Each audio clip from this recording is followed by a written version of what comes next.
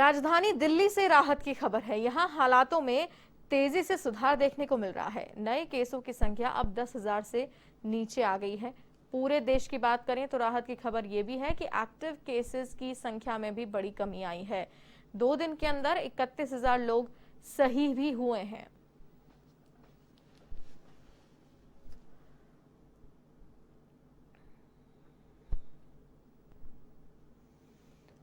तो लगातार हम आपको बताते हैं कि किस तरीके से सुधार भी देखा जा रहा है और केजरीवाल सरकार की ओर से नए नए तरीके से इस संक्रमण की दर में कमी लाने के प्रयास देखने को मिले हैं। समय समय पर उनके कड़े कदम, और ये साबित भी हुआ है कि इन कदम को उठाने से कहीं ना कहीं राहत जरूर मिली है।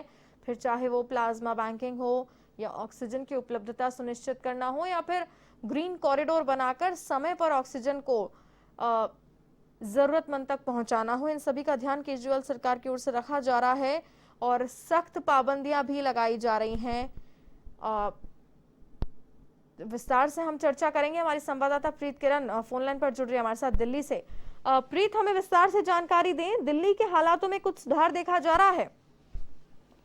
जी बिल्कुल। आज दिल्ली के मुख्यमंत्री ने प्रेस कॉन्फ्रेंस करके आपसे कुछ ही देर पहले बताया कि पिछले 24 घंटों में 6,500 मामले नए दिल्ली में आए हैं और 11% संक्रमण दर रह गया है दिल्ली में।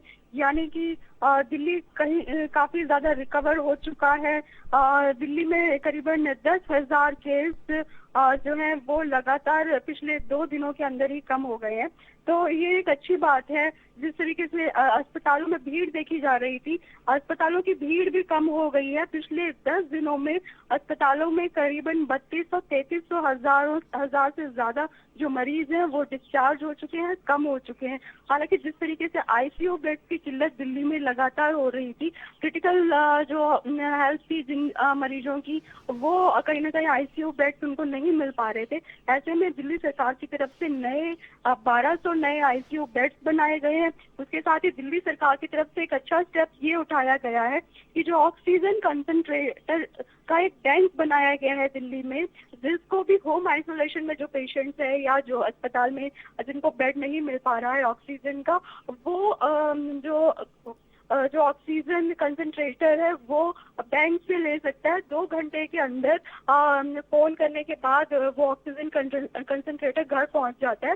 तो कहीं ना कहीं ये एक अच्छी शुरुआत है। पहले 200 यूनिट से शुरुआत की जाएगी ऑक्सीजन बैंक की, लेकिन धीरे धीरे इसको बढ़ाया जाएगा। वहीं दिल्ली सरकार की तरफ से ये भी कहा जा रहा है कि इतने ज्यादा केसेस आए थे दिल्ली में, इतनी ज्यादा डेथ हुई थी, काफी जो परिवार हैं वो अकेले हो गए हैं, जिनमें छोटे बच्चे अकेले रह गए हैं, माता पिता की मृत्यु हो गई है, या जो कमाने वाला व्यक्ति है घर में उसकी मौत हो गई है। ऐसे में उन सभी का खर्चा, उनकी एजुकेशन का खर्चा वो दिल्ली सरकार उठाने जा रही है।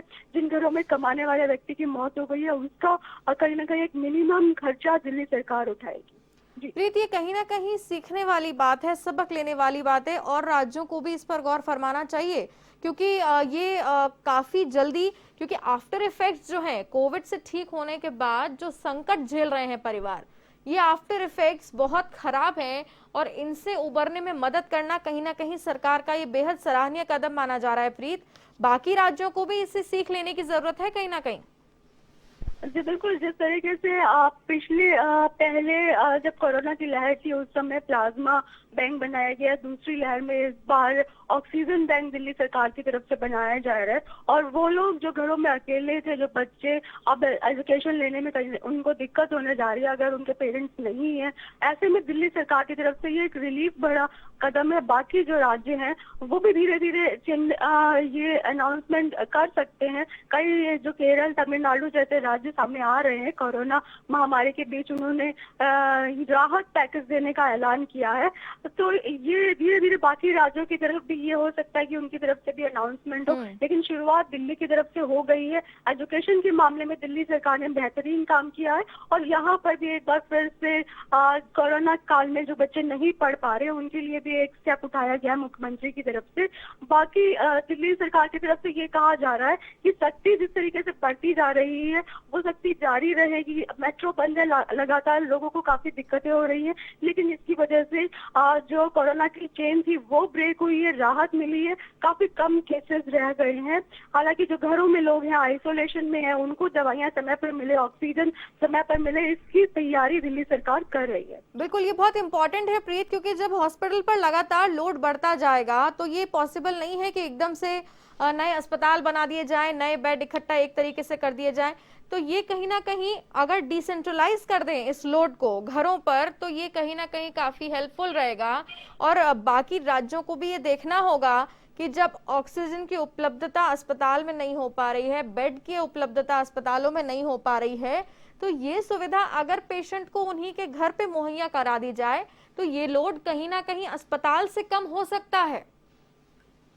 जी बिल्कुल, इसी लोड को कम करने की कोशिश की जा रही है कि घरों तक दवाई पहुंचे, घरों पे मरीज के लिए ऑक्सीजन पहुंचे। लेकिन एक नेगेटिव पॉइंट ये है इस तरफ कि जिस तरीके से दिल्ली सरकार लगातार ये कह रही है कि हर दिन 3 लाख लोगों को वैक्सीनेट किया जा सकता है, 18 प्लस से ज्यादा, 18 से अधिक के उम्र के लोगों को, लेकिन वैक्सीन की कमी है दिल्ली में।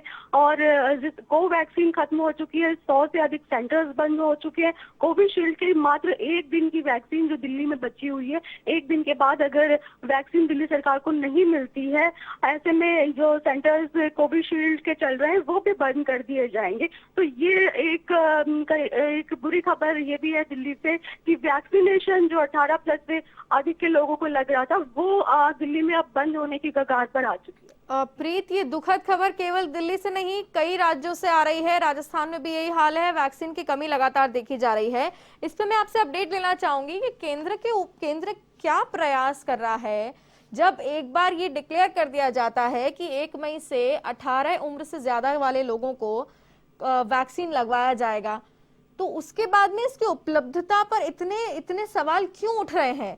कहीं ना कहीं या तो जल्दबाजी की गई है। जी बिल्कुल, केंद्र सरकार की तरफ से लगातार ये कहा जा रहा है कि प्रयास किया जा रहा है, और जिस तरीके से ग्लोबल टेंडर भी जारी किया है कुछ राज्यों ने, तो लेकिन केंद्र सरकार की तरफ से जिस तरीके से विपक्ष का दबाव आया, बाकी लोगों की तरफ से दबाव आ रहा है कि जो ये फॉर्मूला है, 2 कंपनियां जो मैन्युफैक्चर कर रही हैं वैक्सीन, कोविशील्ड और कोवैक्सीन, इनका फॉर्मूला बाकी मैन्युफैक्चरिंग कंपनीज के साथ भी साझा किया जाए। केंद्र सरकार आगे इस मामले में प्रयास कर रही है। आज प्रधानमंत्री मोदी की कोरोना को लेकर टीकाकरण अभियान को किस तरीके से तेज किया जाए, फिलहाल बैठक जारी है। तमाम जो वरिष्ठ अधिकारी हैं, स्वास्थ्य मंत्रालय से जुड़े, नीति आयोग से जुड़े, गृह मंत्रालय से जुड़े, पीएमओ वॉर रूम से जुड़े हुए सभी इस बैठक में मौजूद हैं। अब फिलहाल प्रधानमंत्री मोदी की ओर से क्या कुछ नए स्टेप्स लिए जा सकते हैं और राज्यों में वैक्सीनेशन को तेज करने के लिए, ये इस बैठक के बाद निकल करके सामने आएगा। जी प्रीत, तमाम जानकारी के लिए आपका बहुत बहुत धन्यवाद। तो ये थी A1 संवाददाता प्रीत किरण, फोन लाइन पर थी हमारे साथ इस खबर पर अपडेट के लिए।